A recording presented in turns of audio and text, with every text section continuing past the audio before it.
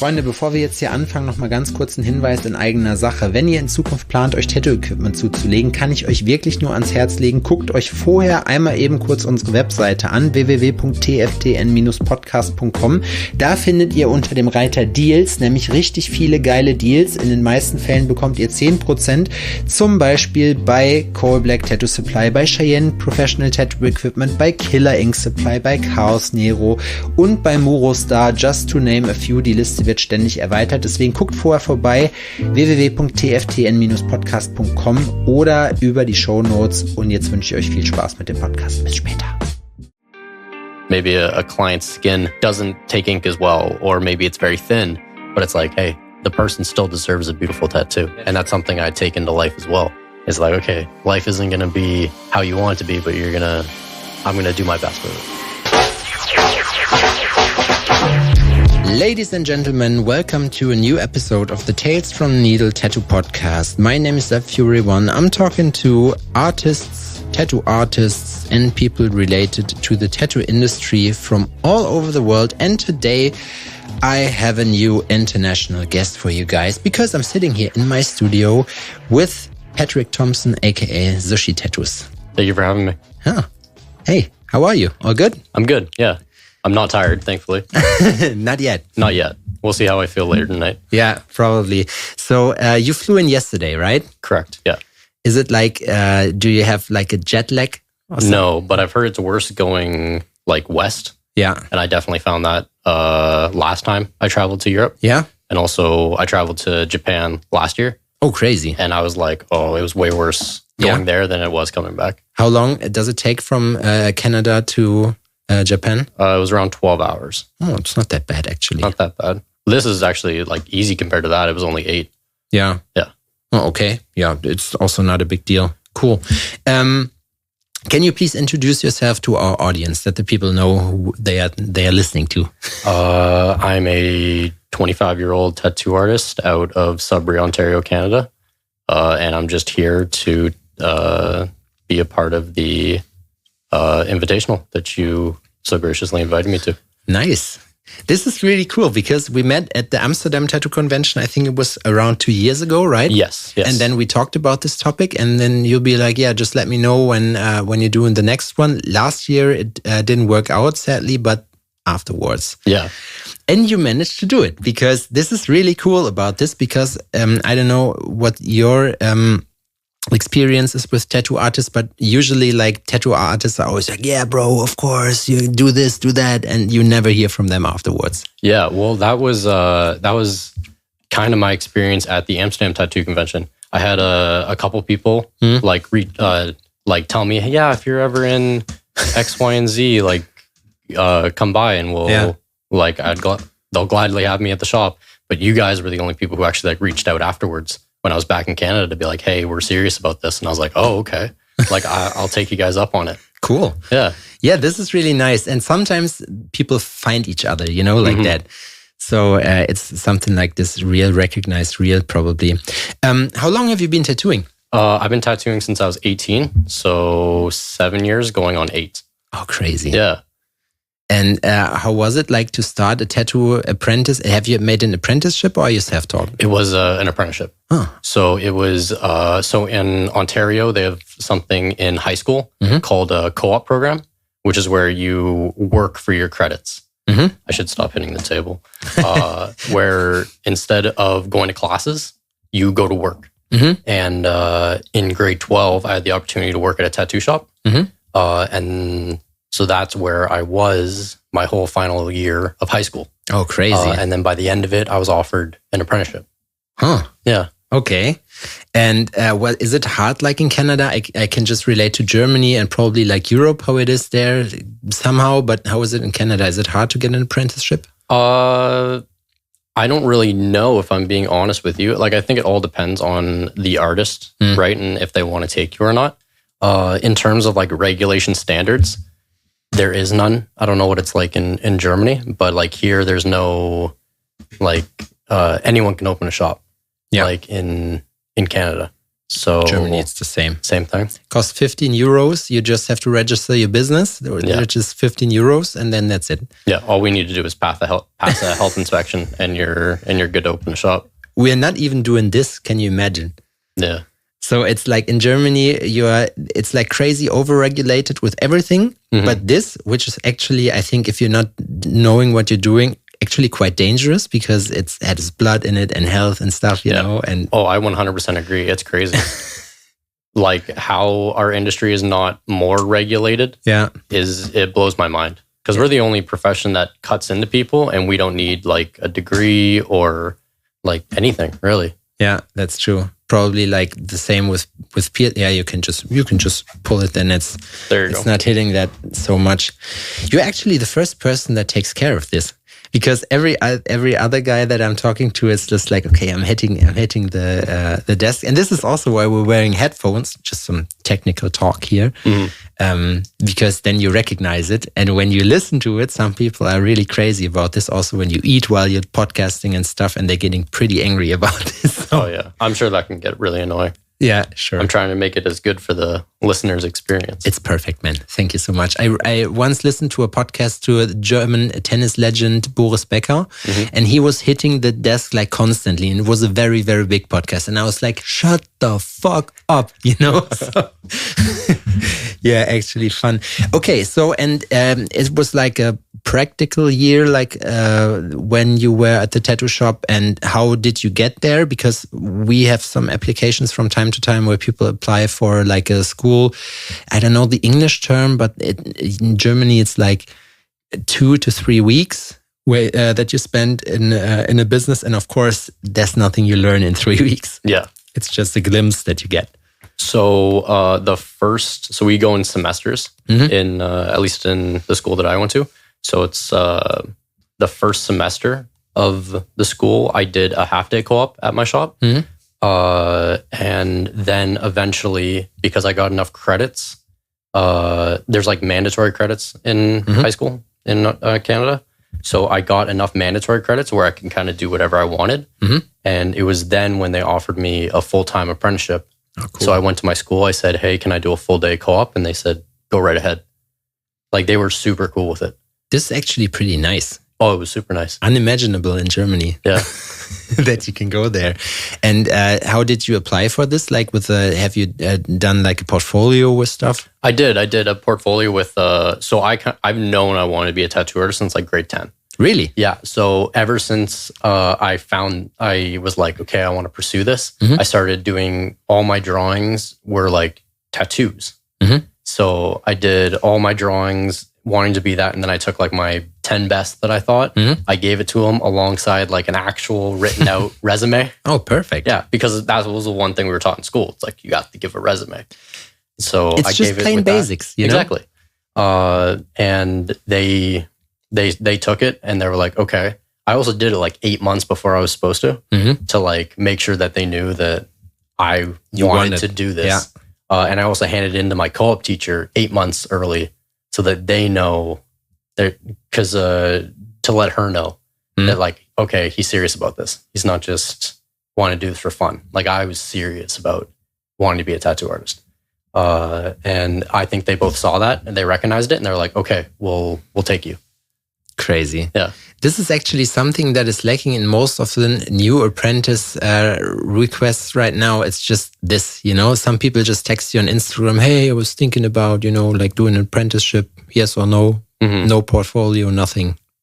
Yeah. Well, I think it's very important to go into the shop and meet the people that, because maybe it's like, it's kind of like a consultation. Yeah. Right. You do a consultation with a client, at least in my opinion, to see if you're going to like the project, but also see if you're going to like the person. Yeah, sure. Because if you don't click, like, I don't really want to be with you for however long. Yeah, for me, it takes like 40, 50 hours to do a sleeve. Yeah. So it's like, do I really want to hang out with this person for 40, 50 hours? Like, not really. I've never had that where I've turned someone down on personality. Like most of the time, people are great. Yeah, sure. Like 99% of the time. Sometimes it's just sorting it out. For me, this is also what I tell my apprentice is that you gain like a certain experience with it that you can tell like from the first 1 to 2 messages if this stuff works out or if it's just a waste of time. Definitely.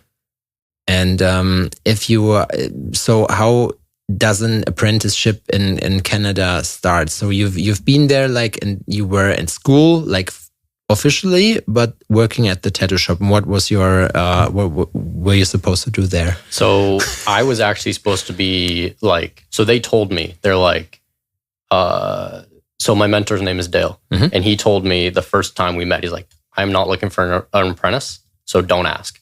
And I was like, all right, fine. Like, as long as I get out of the school, maybe I pick up some things here and then say I make a positive impression, perfect. But if not, then I can ask him to suggest another shop. Yeah. You know what I mean? I was originally supposed to be just the shop bitch, for a lack of a better word. So I was just supposed to clean the floors, answer messages. Like, essentially, when I walked in, the manager of the shop was supposed to leave. But once I was done all my like little jobs, I would just watch my mentor Dale work. Yeah. And I would talk to the clients and just really be attentive and watch what he was doing. So at least I tried to pick up some stuff. And he recognized that. And then by the end of the first semester, he was like, hey, I know I said I wasn't going to offer you an apprenticeship, but would you like one? And I was like, hell yeah, please. You were like, nah, sorry. Now I have a new shop where I'm doing my apprenticeship, you know?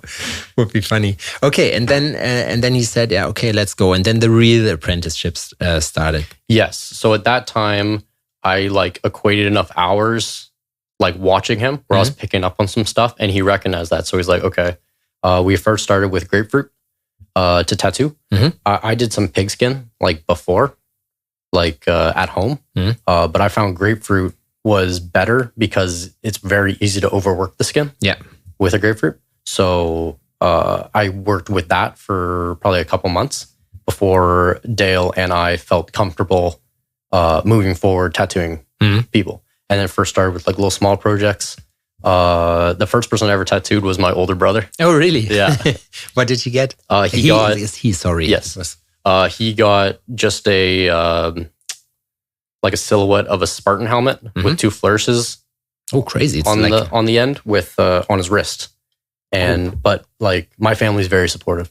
So even like before I was at the shop, my brother was like, "Oh, like I want to be your first tattoo. I want to be your first tattoo." And I was like, "Okay, perfect." And then when I mentioned it to him, he was like, "Oh, hell yeah, let's do this." Oh, this is really cool, man. Yeah, it was really cool. I'm very lucky. Like everyone in my life has been so supportive of me.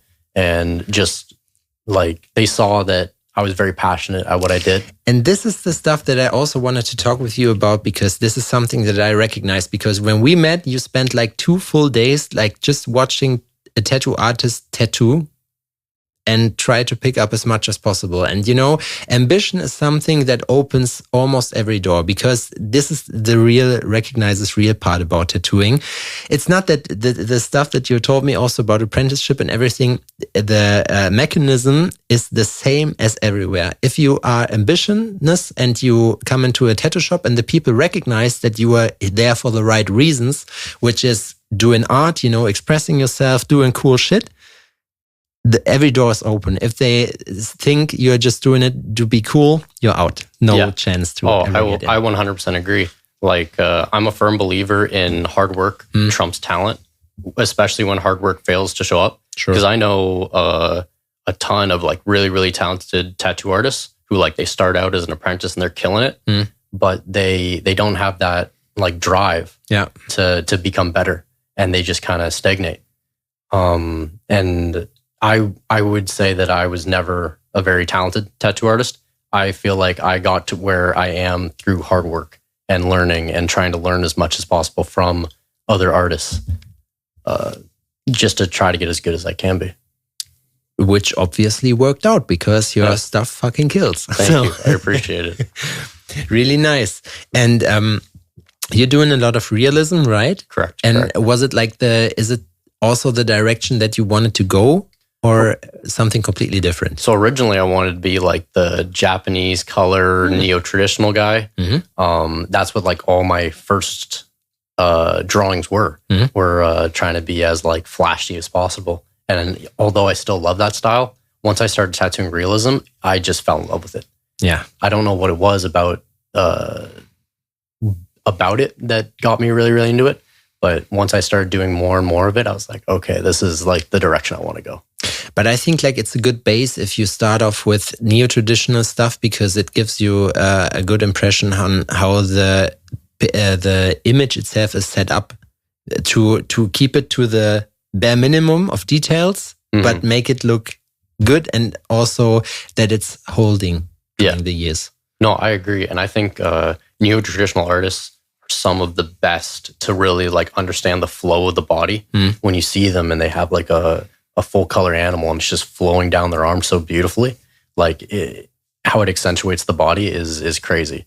So like when you see that kind of work, they're like, okay, like neo-traditional artists are some of the best to understand like body composition and stuff like that. Yeah, probably. Also because you're working with a lot of forms and stuff. And this is something that I'm missing from some realistic artists. All they do is like when they do a single piece, it's always creating patches, because most of them just do like a bold black outline. I mean, for business, it's good because the people will come back to get more. But if you're looking for a very good concept, I think this is not the way to go. So, and especially like in Canada, there are so much talented artists. Definitely. Also, like the first one that came to my mind were James and Anthony Tex. Okay. I'm very like, I don't know a lot of artists' names. Okay. Like if you show me their work, I'm sure I'd know them. For some reason, just I also try to stick with like my own lane to try to not copy off of other people, if that makes sense. Yeah, that makes definitely sense. Sometimes I think this is even better. I mean, like, of course, if you are learning and you know a lot of stuff, it's better, but it also opens the doors to replicate. So, well, I think especially when you do start, like I definitely did it where I looked at all these different artists and I was like, okay, you want to take the best aspects of each of these artists or like something that you really enjoy and try to make it your own. And then that's kind of how you first build your style. But I also feel like sometimes you can become a copycat of other artists. Yeah, probably. So sometimes you need to take a break and step back from social media and try to make something of your own. Yeah. If that makes sense. And what was the first motive that you tattooed on a regular customer? Like when you said your brother, right, the Spartan helmet, but yes. What was the first person that you don't know that didn't support you, you know? I don't even remember that, if I'm being honest with you. It was probably one of like my mentor Dale's, one of his customers. Oh, okay. That came in to get a tattoo. Worse. Oh yeah, and then you're like, oh my God. You compare it, you know? Yeah, and you also like kind of get to know the guy because he's been in a couple times. You know, you talk to him, but it's awesome that like someone like that. Like I appreciate everyone who got a tattoo from me, like for my apprenticeship, because like a lot of them are like not great. Yeah, you know what I mean. That's just how it goes, right? But I appreciate all of them. Like I'm still trying to get them all in because I told them, I'm like, anyone who got like an apprenticeship tattoo from me, I will cover it up or fix it for free. Oh, cool. Like I'm just trying to take some people up on. Hopefully some people take me up on that offer. Yeah, sure. The problem with this is probably that I think like the difference between good and bad artists is always how they think of themselves, you know, because I've never seen a good artist that talks about himself like, yeah, you know, I'm the shit. No, I think I'm definitely my biggest critic. Yeah. Like, so one thing that I do that really, really helps me get better is I still have like a little tattooing journal. And for most every project, I'll write like one positive thing I did about it, one negative thing about it, and then how to improve. So that I keep trying to improve on or build off of what I've already done. This is by far the best advice you can give to your apprentice, because this was the same thing that I told Kilian when he started. I was like, okay, now after everything you do in a resume. You're just analyzing what went good, what went bad, and what to do better. Yeah. And I think this is always the way to go. And if you stop doing this, no matter how long your career was or whatever, then you're going to stagnate if you stop doing this. Probably. Well, I think it can also, back before I did it, I would always see what was negative in my tattoos. So I'd always look back and like look at the photos of the tattoo and be like, oh, I could have improved here, I could have improved here. But you can get so caught up in the negatives that you don't see the positive aspects of your tattoo, right? Like, okay, that, whatever, I enjoy the composition. I think my blacks are really, really solid in this piece. Like you need to be able to recognize what's good as well as what is negative. Yeah. You try to do also this kind of mindset in your life, except from tattooing? No. I definitely do this in my real life as well. We can get kind of deep on this if you'd like, but Sure. I have a lot of like self-worth issues. Okay. When I was, ever since I was very, very young, like I've never really liked myself. Okay. And I've always would see the negative in myself. And it wasn't until a couple years ago I started going to therapy. And that's what one of my my therapists told me, is like, you also need to recognize what's good in you and not just like shit on yourself constantly. And that's what I was doing. I was just shitting on myself constantly because it was like, okay, I'd only see what was negative in myself and my tattoos, in my career, but I wasn't seeing the positive aspects, if that makes sense. Yeah, this is a very important part, I think, about of this development stuff. A couple of years ago, I think it was before COVID hit, I was given a book by one of my best friends that it's in Germany, it's called Grenzenlos Erfolgreich, so boundless success, probably translated literally. And it's something like from a doctor that also did psychology, and also he was a pro surfer, kite surfer, something like that. So a sportsman. And this book, it was like a 30-day journey where you also analyze yourself, and a lot of this, there's a lot of personality building books out there. And I read like 30, 40 books about this, and they all come from the same book, which is probably from Napoleon Hill, Think and Grow Rich. And this kind of also reflection on yourself and on your actions is so essential. And most of the people, like you said, I mean, it's very easy to get like low self-esteem when you just watch Instagram and whatever. It happens to everybody, Definitely. Like if people come around and ask me, because to some people, which is actually quite funny, I'm very successful, and to myself, I'm just a guy that's doing his best and mostly never works out the way I wanted it to, So there's always this factor of perspective, how you look at things, and also how to solve things. And I think, for example, if you start journaling, you're also doing like positive and negative things, the negative things to grow and the positive things for appreciation. Definitely. So, and this is something that I think is very, very important to do it. And you conquer this with that. Well, thank you, but like it's still something that I need to do every day. You know what I mean? I need to like be able to reflect on myself and as a tattoo artist. Yeah.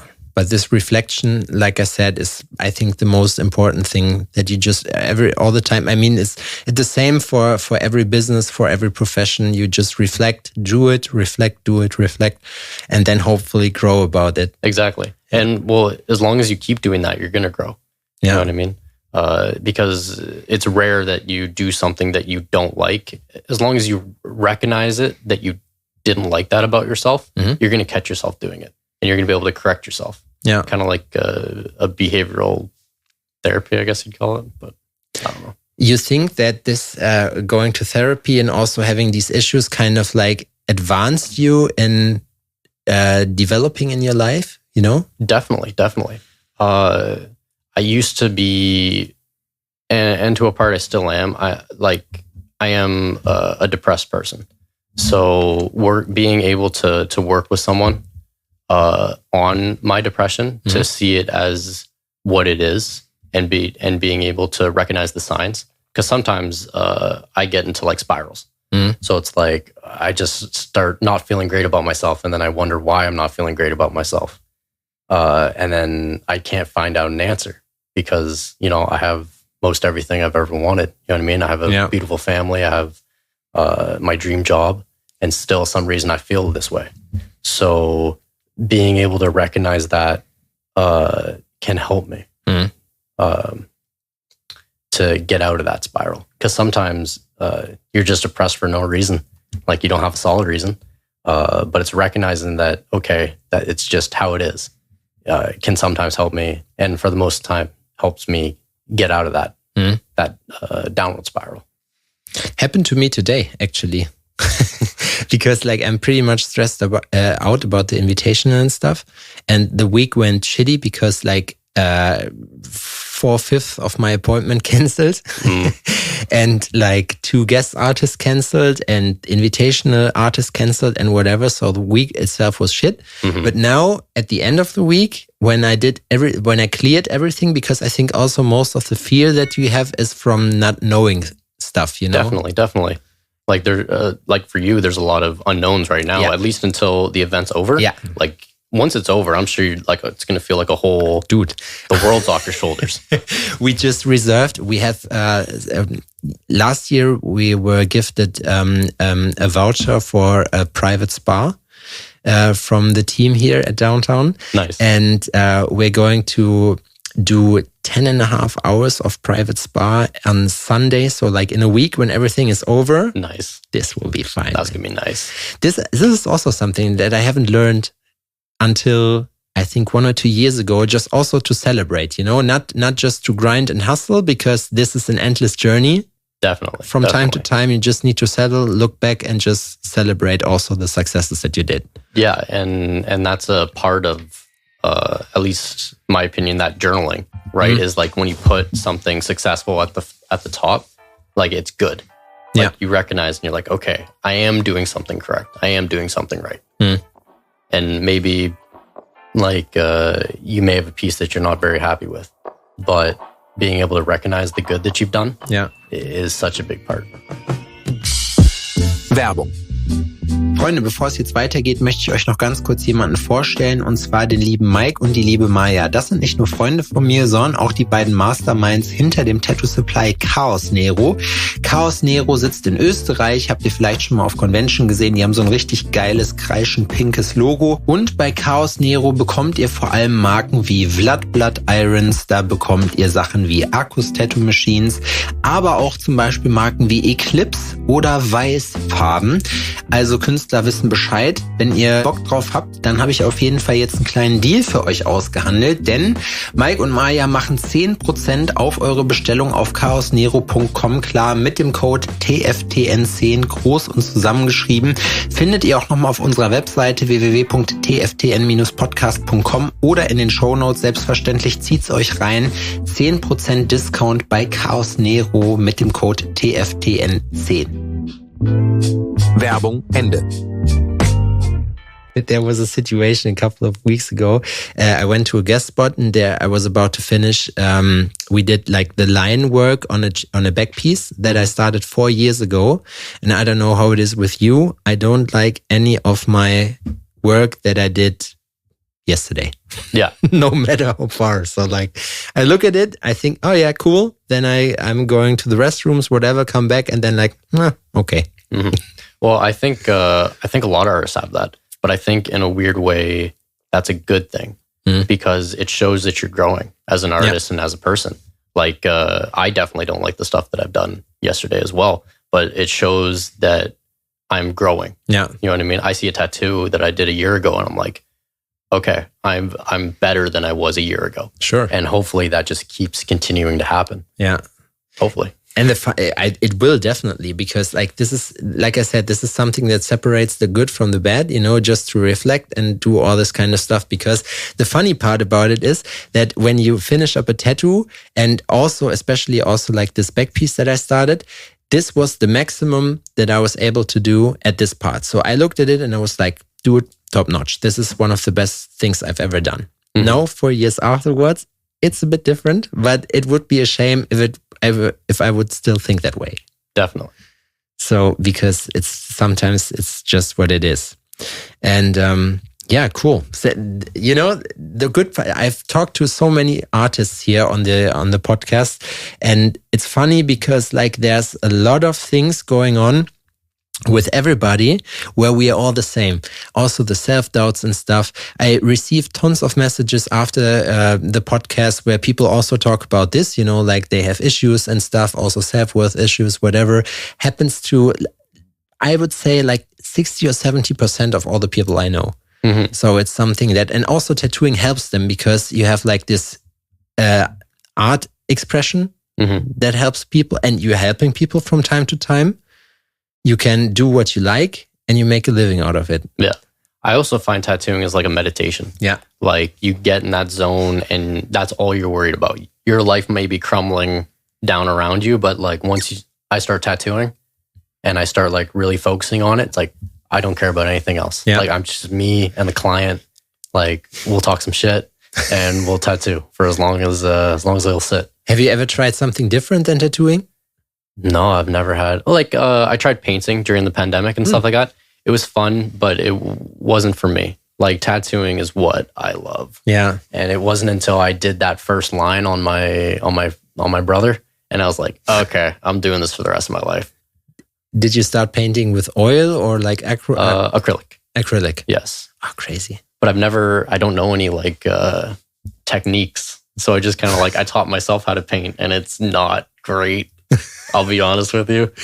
It's rough. I look at some of my paintings, I'm like, ooh. But acrylic is really hard, man. Like, especially when you're doing old school stuff and stuff like that. I had a friend of mine, he was teaching me how to do it with the spit shading, you know, and like two brushes. And I don't know how to do it. I know how to do it, but it looks shit. So I'm more if I paint I do markers. Now, this year, it's also spray paint again, which is also quite nice. But I know what you mean, because with tattooing, I'm so familiar with tattooing that it's the process of doing is not an issue. So for me, the hardest part is to do the design, and the rest is just daily business. Yeah, exactly. And this is something completely different when it comes to unknown territory, like with painting and stuff. In the pandemic, a friend of mine, Julian Siebert from Munich, he started painting with oil. And this motherfucker, he pulled out some images. He was just at the shop each day, just painting like with oil. And you looked at the stuff and you'd be like, you know what? I've seen people that are oil painting for 20 years and it doesn't look half as good as this kind of stuff. But this is something just about dedication, I guess. Dedication, but also like I find different artistic avenues, they compound each other. Yeah. So you can take some stuff that you've learned, say from tattooing, and apply it to other things. Yeah. It's weird. I know so many like tattoo artists who started out by doing graffiti, and now they're just amazing tattoo artists. And I have a feeling like there's something about like where people start with graffiti. You ever tried it? Never. I never had the balls. I've always, when I was a kid, I looked up to like street artists like Banksy and stuff like that. And I knew how he did it. So when I was a kid, I did like cutouts, like Banksy style cutouts, but I never had the balls to like tag it anywhere. So I literally in my house, I have like a little like box full of like cardboard cutouts that I would, really, if I had the chance, I would have sprayed them, but I just... You don't have the opportunity to have like legal walls in Canada or where you live? Not really. Like there's definitely a lot of murals in Sudbury, especially downtown. But those are like big things. Like you need to like apply, and then you get like a whole like... You have to be a professional. You have to be a professional. Yeah. This is also something. You just need somebody who will take you by the hand and go there. This year, Dustin, you will get to know him during the Invitational. He took me and Kilian also we have some legal walls here. We even have some legal trains that you can spray. And for me, this was the kickoff, just to see somebody doing the process once, and then I know how to do it. So, and I was sticking to that the whole year. I mean, like, haven't done much pieces, but anyway, but it's the same. All the time I'm going to the wall, it's like, I'm super nervous and, am I doing it right? Fuck. But the best tip I can give to you about this is just do it. Take somebody and just try it out, because it's really fun. Yeah. There's some like, I don't know if you call them like famous, but there's some people that like I recognize their tags like all around Sudbury. There's a guy who I have no idea who he is, but he writes Yeser everywhere. Okay. YESIR. And I see his tags everywhere, and they're beautiful. You see some of them and you're like really, really beautiful work. Another guy named Sozer. and you see their works everywhere, and they're not doing it legally. Yeah. Allegedly. But they're just tagging everywhere, and you see they do it so often that you see it and you recognize it. Yeah. Yeah. Yeah, this is also a cool part. Like for me, I don't have the balls to do it illegally because I also have a certain standard what I want to do there, and I'm not that familiar that I can put up like a throw up in 2 minutes and it looks cool. It will look shit. Mm-hmm. And so I'm not doing it because it doesn't get anything, so I can just go to a legal wall, and probably if I'm good enough, I will come to your house in Jena. Maybe not. Yeah. What's the most important stuff that you learned in tattooing that helps you in your daily life? That helps me in my daily life? Patience. Like, for me, it takes a long time to do a tattoo. Mm-hmm. Like a forearm takes like 2 full days. For me. Really? Yeah, depending on what it is. Like stuff like fur and stuff like that, and like a portrait is a little quicker. The more detail it is, obviously, the longer it'll take. But I find that in real life, and maybe someone will call me out on this, but I find in real life I'm a more patient person just because of tattooing. Okay. I'm able to deal with maybe stressful situations a little better because like what I used to call stressful is now just like, hey man, I do permanent art on people. Like it doesn't really get more stressful than that. Like I could like, especially a portrait, right? Like something like that. It's so easy to mess up that everything else in life seems not as bad. Especially when you want to be a professional and you have somebody sitting there looking at you, and people recognize if you're looking skeptic, Yeah. I don't know how you do it, but for me, like I always I'm looking very skeptic when I try to step back from the picture and then taking a look. No, I'm the same way, but even tattooing is all about rolling with the punches. You know what I mean? Like you may not do something that you may want to do, if that makes sense, on the skin, especially when you're beginning. But it's all about, okay, so it's like when you do something that you weren't intending to do, especially when you're an apprentice, it's like, okay, it's there now. It's like, let's make the best out of this situation. Yeah. You know what I mean? And that's another thing that I've learned is like, okay, life's not going to go everywhere I want to. You know what I mean? Maybe a client's skin doesn't take ink as well, or maybe it's very thin, but it's like, hey, the person still deserves a beautiful tattoo. Yeah, and that's something I take into life as well. It's like, okay, life isn't going to be how you want it to be, but I'm going to do my best with it. I tell my apprentice that the first thing you learn in tattooing is how to get rid of mistakes. But this is also when I think like probably graffiti is also something for you, because it's always 1 step forward, 2 steps back. So with every step you're taking forward, you're destroying something that you did before and you need to fix afterwards. The same with tattooing. Now you imagine the line, it went there and now it's somewhere different. Of course, if you're doing a portrait, you don't have like this, freedom of expression, with the script or whatever. It's way easier because now the line's not like that, but probably a bit more straight. Not a big deal. And you can just walk out in the middle, because then you see like, okay, there's an unfinished piece. No reason why it can be that it's not finished, and you can just not step back from it, especially when you charge money for it. Which is funny. And you're traveling a lot, right? I'm starting to. I've guest spot twice in Toronto at La Magance, a beautiful shop owned by Ossian Starza. He's a great artist, like one of the best black and gray artists in Canada, if not all of North America. Is it the guy from Paris? Yes. I don't think he's... he's French, right? He is French. I don't think he's from Paris. I think he's from a small town. How's his name pronounced? Starza. Yeah, this is because I know the dude. I've met him in Milano. I think it was 2020. Okay, and I've seen one of his most favorite works, his leg. There was like a female face and flowers and stuff, and I've seen it in real life, and this was like fucking unrealistic. Yes. One of my most favorite black and gray artists, definitely. And you're guesting at his shop. I am, yes. Dude! I met him at the Knicks tattoo convention. And he's another person who, so just like in Amsterdam, that's the one thing that I do is whenever I like someone's work, I'll like focus in on that. So I probably watched Ocean work over like 3 days for like 5-6 hours a day. And like just watching him and trying to pick up as much as I can from him because he's so talented. To everybody listening, we're not talking about just coming by from time to time and taking a look. We are talking about like standing next to him and just watch. I've seen you doing it. Yeah. So I go like, I don't know. I think it's like my autism just like comes out whenever I'm either tattooing or watching someone tattoo. I could do it all day.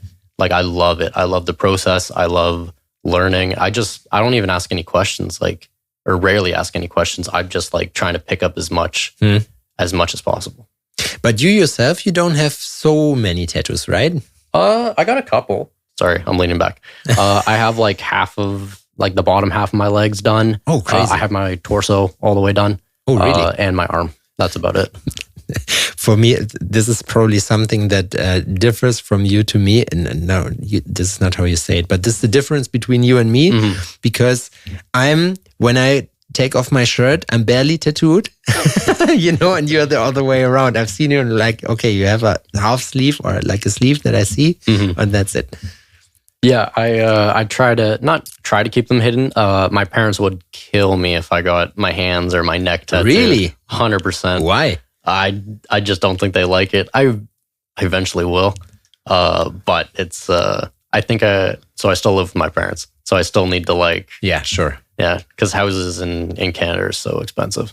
It's crazy. Yeah. I was thinking of buying a house at the end of 2020, but that's when the pandemic hit. Yeah. And then like houses like doubled in price. Crazy. And I was like, I'm also obviously as tattoo artists, we're independent contractors, right? So like. You don't get a loan. No. You don't get a lot for a loan. Shit. Yeah. Same in Germany. Like it's pretty expensive. Like Jena, my hometown, even if it's Eastern Germany, it's crazy expensive to live here because the income is also not that great. So, but they charge, for example, we are having 105 square meters and we are paying €1.5 grand a month for rent. Oh my God.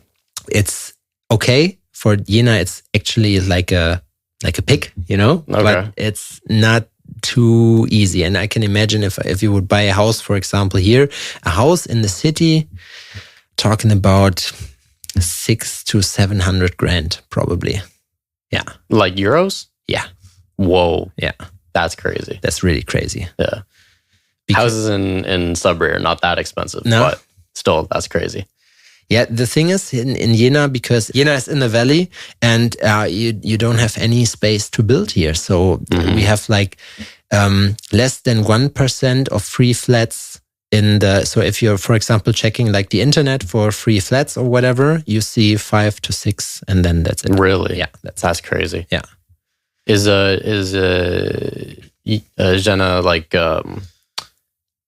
expanding a lot? No. Because it's limited because it's it's valley. So and also like now people start to move like to the cities next to it, which is obviously not too much because Thuringia as a state is not that crowded as, for example, North Rhine-Westphalia, where I'm originally from, is. But yeah, it's just unfortunate. My mother told me, "Yeah, why don't you buy just the house? Why do you spend so much on rent?" And I was like, "Because I can't fucking afford it." Yeah. Because what am I supposed to do with a house that I can't pay in my lifetime? Then I can live off rent. It would be the same, Yeah. With the difference that I don't need to pay for anything if something's breaking, So actually better. And how is it with rent and stuff? Is it also that expensive? Yeah, it's pretty expensive. Crazy. Like $1,000 to a couple grand, depending on where you're going and stuff like that. Like, yeah, it's insane. I don't really look into renting because I eventually want to get a place. Like at least in Sudbury, it's reasonable. I will have to save a lot of money. Yeah. But I'm working towards it. So I haven't really been looking into rent just because it's not something that I want to do. Yeah, sure. Personally. Yeah. Just because I want to own something. Yeah. I want to at least put my money towards something that's going to be mine. Not put some money towards something that is never going to be mine. Yeah, that's true. This is probably something that is also different here in Germany, because here, like most of the people are renting, like young people, especially the older people. We don't have as much houses as probably the Italians have per family. You know, there most of the people live in their own houses, and here it's most of the time it's rented out.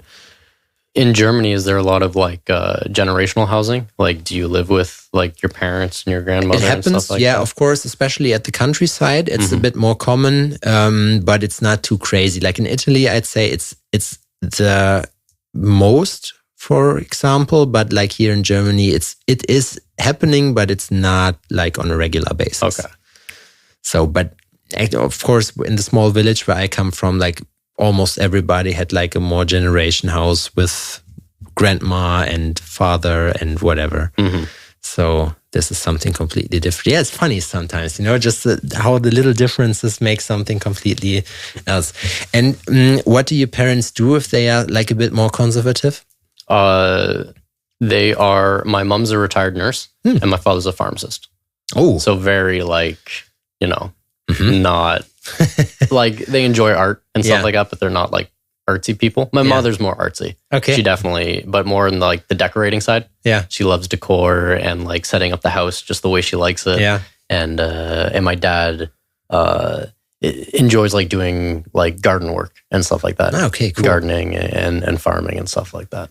Do you like to go outside? Oh, I love going outside. Yeah. It's awesome. It's one of the main reasons why I still live in Sudbury is I could like going on hikes and going out and just exploring nature is so fun to me. Like I could never live in a big city like Toronto. Like there's just not enough nature for me. This is why I like Jena, because it's for me the best of both worlds. You know, I have the city feeling, but if I don't want to see people, I can just spend 30 minutes and then I'm in the wildness. Yeah. Oh, it's beautiful here. Like you told me about a little hiking trail. Yeah. I took that this afternoon and it was beautiful. Like just to see the view and to see all the trees and stuff like that, I was like, okay. And it's not even the most beautiful that I showed you. It's just something that is more accessible. Like for if you just want to have a sneak peek for it, then it's perfect. But there's way better things I can show you this week. Oh, I'm super excited for that. Definitely. That'll be fun. So we have here in the hills, you can run if you like in the middle of the hills. We have like 3 trails. The one is on top of the hill. The one is in the middle and the other one is at the bottom in the valley, let's say. And then you can, like this complete circuit around Jena is 100 kilometers. Whoa, okay. Yeah, it's actually cool. I'm not going to run that much, but... No, me neither. From time to time, we have an event here where the people are doing it in 25 hours, I think. Okay. Like they are just hiking like crazy. 100 kilometers. I don't know how you hear about some people doing like ultra marathons and stuff. So I'm a part of a run group in Sudbury. And there's a couple ultra marathon runners who do it. So they do like 100 miles crazy in like 48 hours and they'll just run it. And you're like, Jesus, crazy people. David Goggins appreciates. Oh, exactly. I think like people like David Goggins definitely like boosted up the scene probably of ultra marathon running. Cause it's not until like him that I started like meeting all these people who are like, oh yeah, I just, you know, I do a marathon a day. And you're like, screw you. Do you do marathons? No. I've done 1 half marathon. Oh, crazy. The Toronto one. I do plan on doing it again this March. It's 22 kilometers-ish, right? I think 21.1. Yeah. I think is what it is. Yeah. And that's fine for me. Like, I do a little bit of running. I find being very active outside of work helps me be very like stagnant at work kind of a thing. If I didn't work out every day, like I wouldn't be able to sit down for as long as I do to focus on work. Yeah. I think it's also like the key to your health, because most of the people, when you see them, also tattooers, they are getting fucked up the longer they're tattooing. And then most of them are not doing sports on a regular basis, and you definitely feel it, you know, like I'm 35, I'm 10 years older than you, but it's the same for me. Like if I don't do sports, like my back would be fucked up. When I see pictures of myself tattooing, I'm looking like a fucking shrimp. Yeah, exactly. Like my posture is terrible. Yeah. Sometimes I'll be like standing up and like going at a 90-degree angle just because I need to like switch it up, and I know that's terrible for my back. And what do you do except for running? Like gym or like? Kind of like a CrossFit gym. Oh, cool. Kind of a thing.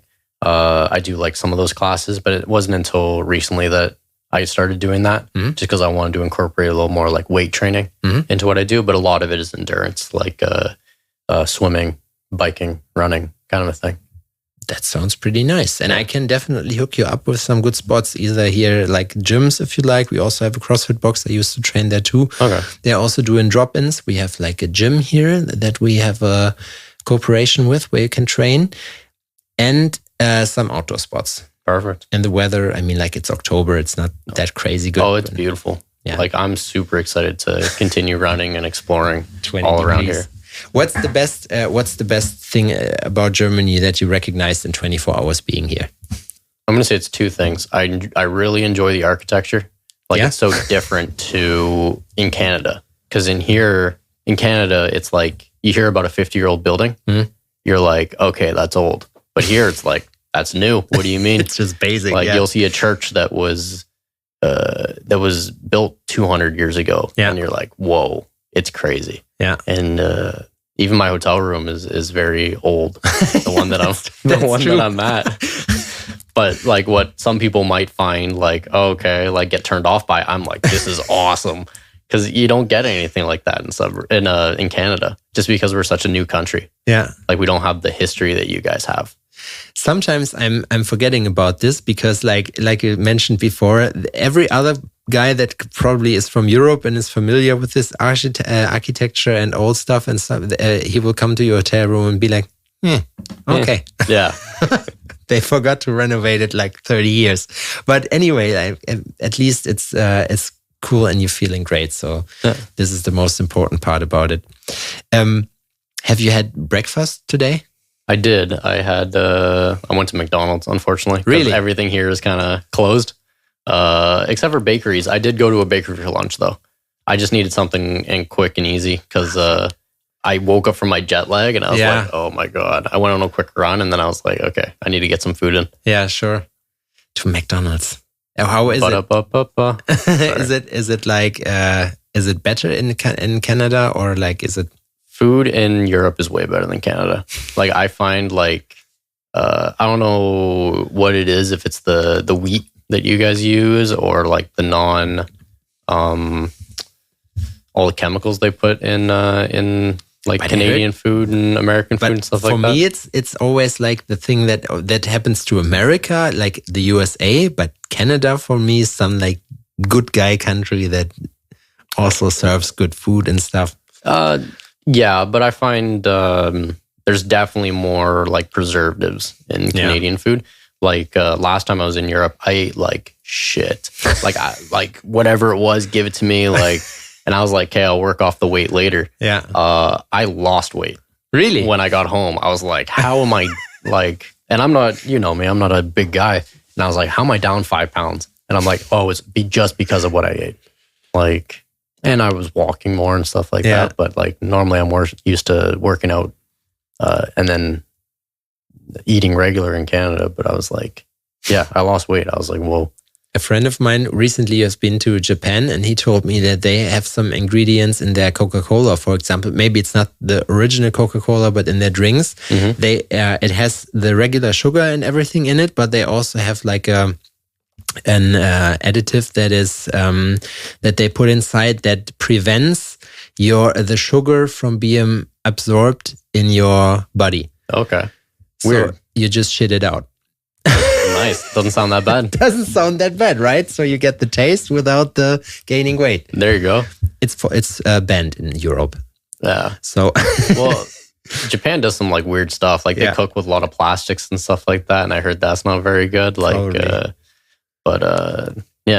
Japan's another place where it's like when people talk to me, like when people back in Canada, they're like, oh, what's Europe like? I'm like, it's kind of like Canada. But then when I went to somewhere like Japan, I'm like, oh my God, that's a culture shock. Yeah. Like it's a whole different timeline. They're just like wildly different place. Yeah. Compared to Canada. What's the first thing that came to your mind, like the difference? I don't know. Like, it's just everything is different in one way or another. When you come here, it's like, okay, some things are different. Yeah. But there it's like everything's different, from the road that you drive on to manners to like what is seemed as inappropriate compared to appropriate. Like for me, I had to hide all my tattoos. Like even though they're a little better with tattoos over there, I just didn't want to offend anyone. So I covered up and didn't show any of my tattoos. But when I would show my tattoos, like I got some dirty looks. And I was like, okay, let's put these away. Yeah, it's something pretty different there, right? Definitely. Is there something on your list where you want to travel next? Not really. I'm just kind of going with the flow. We'll see. We'll see where life takes me next. But I think this is the best part about doing it. That, you know, I don't know, are you more the guy that enjoys like having a plan for the next 5 years? Or is it like if you have your plans, but you're also very flexible? I have my plans, but I'm open to changing and stuff like that. I'm more looking towards like next year and stuff like that. I try to plan like a year ahead. In advance, yeah. Yeah, because I didn't know that I'd be here a year ago, if I'm being honest with you. Like I just thought, well, I always knew in the back of my head, it's like, okay, I want to come here. Yeah. But it wasn't until when you reached out and was like, okay, the dates are these days. Yeah. And I was like, all right, now I'm going. For it, up until then, it was just talk. Like, okay, maybe I'll go, maybe I'll go. And then the second you post the dates, I'm like, all right, I booked it. Book flights, book everything. Let you know that I booked everything, so that you knew that I was serious. Yeah, that was really true, and this is something that was really impressive to me, because it was like something. Yeah, okay. Because, like I said, German tattooing scene is not pretty much different from everywhere else in the world. So most of the people were like, "Yeah, of course we're doing it." Until you ask them again, they'll be like, "Sorry, man, forgot about this." Yeah. Well, I just didn't want to. I wanted to be a man of my word, and when I say I'm going to do something, I'm going to do something. Yeah. And that's another thing, going back to tattooing, is that I do is like at the start of every session, I tell my client, I'm like, I'm thinking I want to get this far in the tattoo today, so that they have an expectation when they leave here of what they're getting done. And it doesn't matter if it goes a little quicker, perfect. I'll do a little more of the tattoo. Yeah, sure. But like, if it takes me 8 hours to get what I want to get done, and they're going to be able to sit for it, I'm going to take that 8 hours or 10 hours or 12 hours, whatever it needs to get that piece done.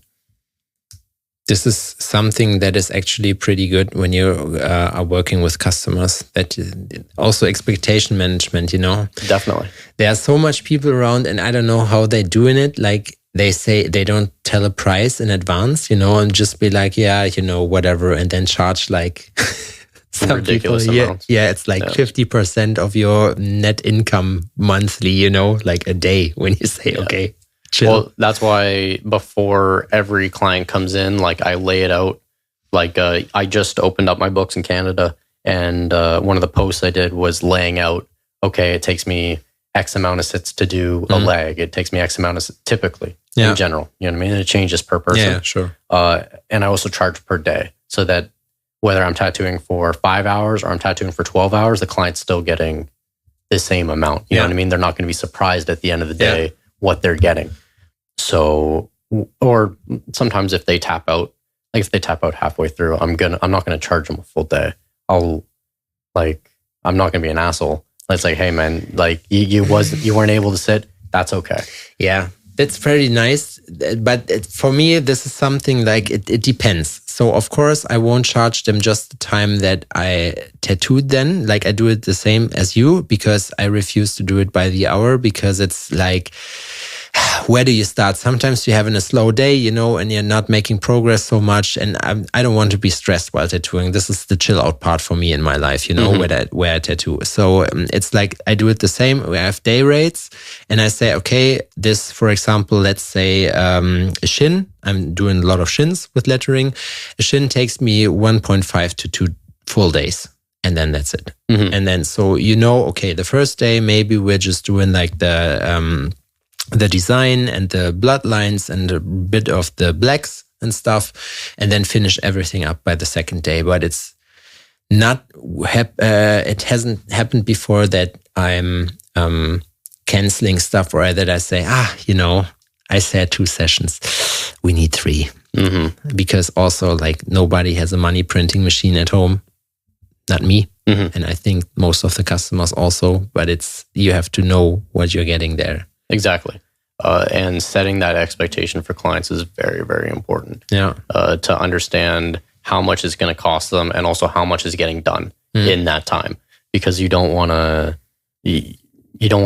disappoint your client. Yeah. And sometimes you can, and sometimes you don't do it intentionally, but you subliminally disappoint them. Yeah. Because it's like, okay, like I thought we were going to get more done today. Yeah. Like, especially when it comes to realism, I'm very slow. So, and my clients know this. I'm like, hey, I'm sorry. Like, I'm taking my time with this. And they're cool with it.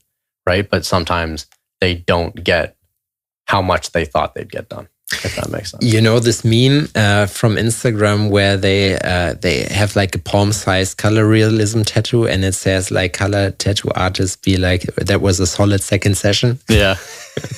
Just something completely nuts. But I mean, like I used to do a lot of realism and also color realism before, so I know how the process is, and it just takes time. It's just the deal. And if you want something like that, you have to be prepared that it is more effort than probably just doing line work. You're able to do like a sleeve with lines in a day, not with color realism. Especially not good. Yeah, especially not good.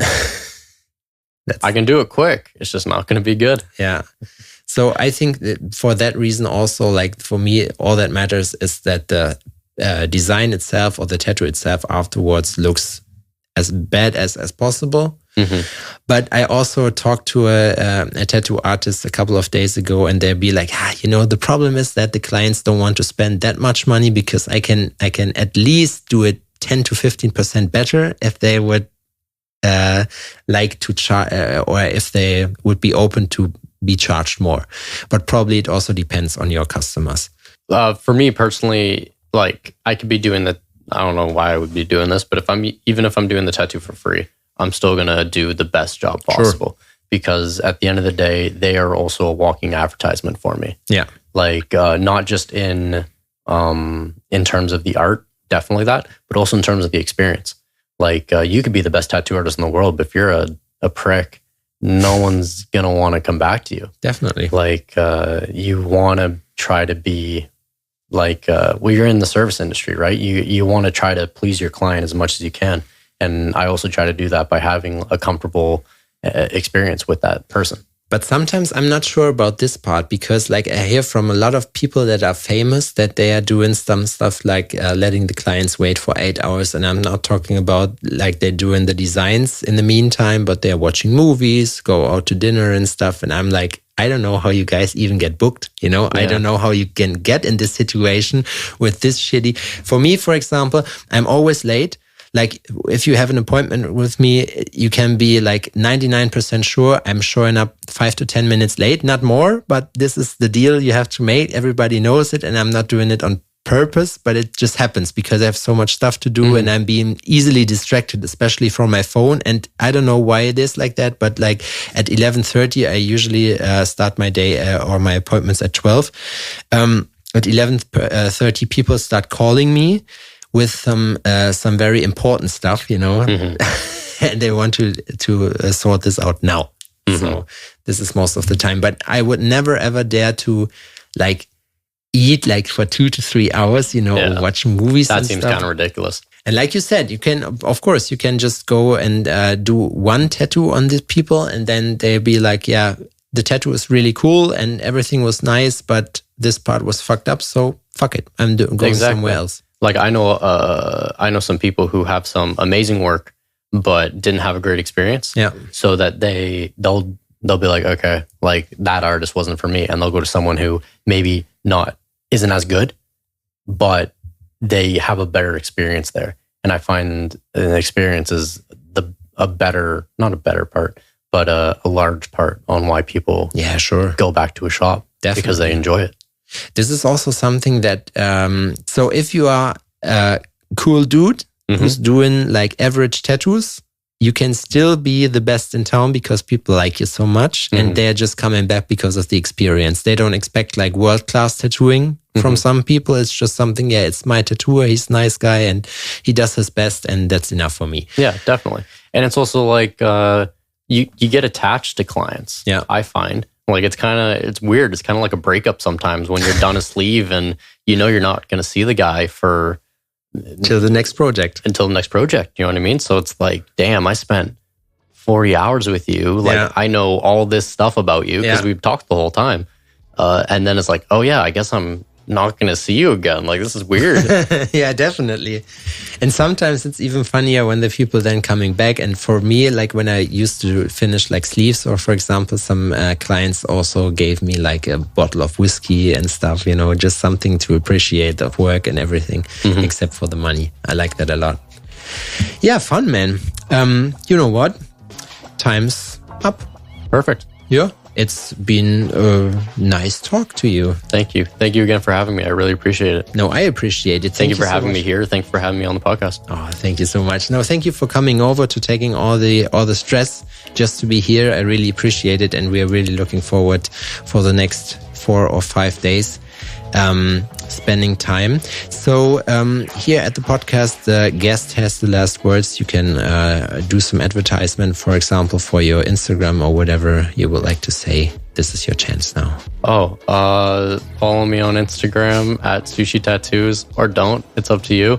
But thank you for listening. I appreciate it. I appreciate all you guys out there in the podcast verse. Okay. Thank you so much for being here. See you next time. And hopefully this was not the last episode with us. So we catch up maybe in a year or whatever. Next time we see each other. I'm looking forward to it. Okay. Thank you so much, man. Have a nice day, everybody. Thank you for listening. Bye.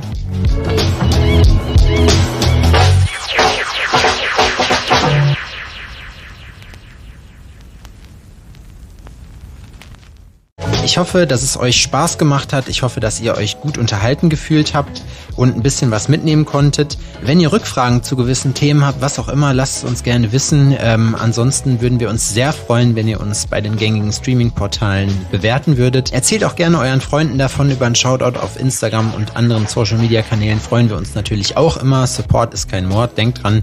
Vielen Dank fürs Zuhören. Wir hören uns nächste Woche wieder bei Tales from the Needle. Vielen Dank. Ciao.